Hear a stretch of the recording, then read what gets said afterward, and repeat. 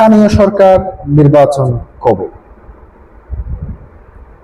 এবং কতদিনের মধ্যে সারা বাংলাদেশে স্থানীয় সরকার নির্বাচনগুলি সম্পন্ন করতে পারবে সরকার, সে বিষয়টিও সামনে চলে আসছে। প্রিয় দর্শক, ইতিমধ্যে আমরা দেখতে পাচ্ছি যে বিভিন্ন গ্রামগঞ্জ থেকে শুরু করে সব জায়গায় স্থানীয় সরকার নির্বাচনের একটি প্রভাব গড়ে উঠতে দেখা যাচ্ছে। বিভিন্ন জায়গায় সম্ভাব্য প্রার্থীদের ব্যানার, পেস্টুন, লিফলেট থেকে শুরু করে বিভিন্ন কর্মসূচি সম্ভাব্য প্রার্থীরা গ্রহণ করছেন।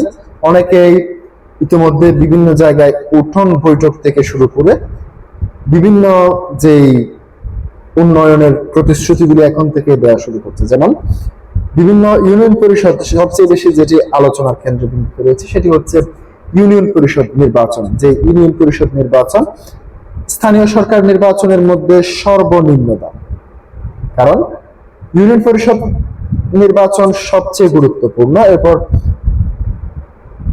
এর উপরের পর্যায়ে রয়েছে পৌরসভা, এর উপরের পর্যায়ে রয়েছে উপজেলা পরিষদ নির্বাচন, এর উপরের পর্যায়ে রয়েছে সিটি কর্পোরেশন নির্বাচন। এই ধাপগুলি, এই 4টি ধাপে নির্বাচন করতে সরকারকে কমপক্ষে 1 বছর সময় নিয়ে কাজ করতে হবে। এর কারণটি হচ্ছে সারা বাংলাদেশে একটি নির্বাচন অনুষ্ঠিত করতে, যেমন উপজেলা পরিষদ নির্বাচন সারা বাংলাদেশে করতে হয়। অর্থাৎ উপজেলা পরিষদ নির্বাচনে সারা বাংলাদেশের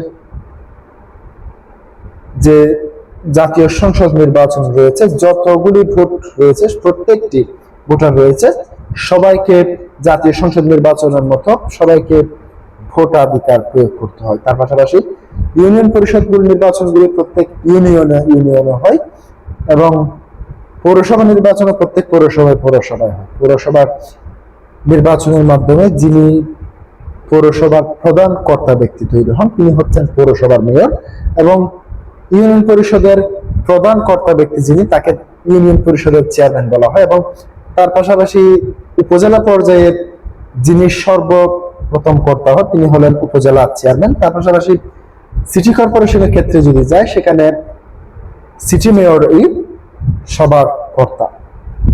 অর্থাৎ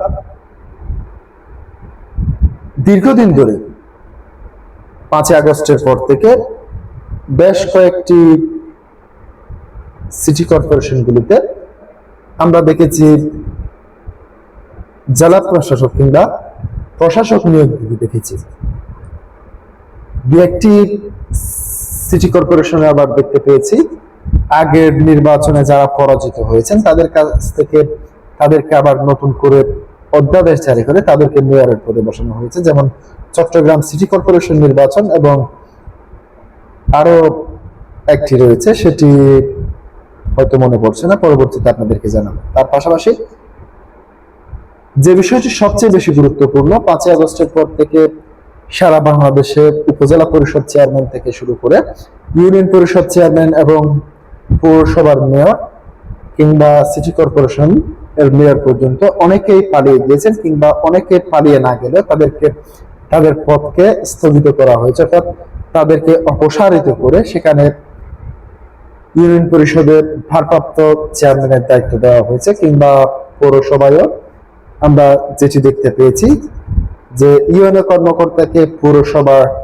মেয়রের দায়িত্ব পালন করতে আমরা দেখেছি প্রশাসক হিসেবে। যে নির্বাচনটি সবচেয়ে বেশি আগে আসতেছে সেটি হচ্ছে ইউনিয়ন পরিষদ নির্বাচন।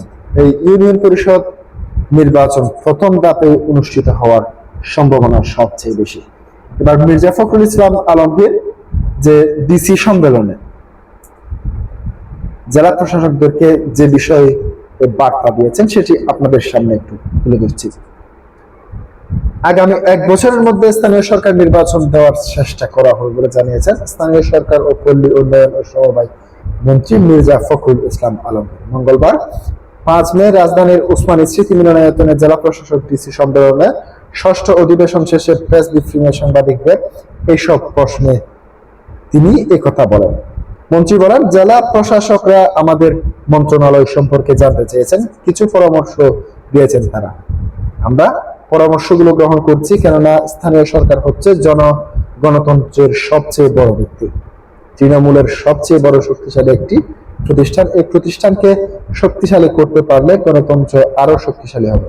জনগণকে সঙ্গে নিয়ে ডিসিদের কাজ করতে হবে জানিয়ে মির্জা ফখরুল বলেন, স্থানীয় পর্যায়ে জেলা প্রশাসকদের নেতৃত্ব দিতে হবে এবং সরকারের কর্মসূচি বাস্তবায়নে তাদের কাজ করতে হবে। অর্থাৎ জনগণকে সঙ্গে নিয়ে ডিসিদের কাজ করতে হবে, কারণ জনগণই হচ্ছে এই দেশের মালিক। তিনি বলেন, বিগত বছরগুলোতে স্থানীয় সরকারের জায়গাটাও অনেক ক্ষতিগ্রস্ত হয়েছে। সবচেয়ে দুর্ভাগ্যজনক হচ্ছে যে ব্যাপক দুর্নীতি হয়েছে। যেসব বিষয় মন্ত্রণালয়ের তরফ থেকে আমরা তদন্ত করব, এই সঙ্গে সেগুলো যেন ভবিষ্যতে না ঘটে সেটাও দেখবো। এছাড়াও প্রধানমন্ত্রী তারেক রহমানের যেসব কর্মসূচি রয়েছে সেসব বাস্তবায়িত করার চেষ্টা করব। প্রিয় দর্শক, আজকে পর্যন্তই। আসসালামু আলাইকুম।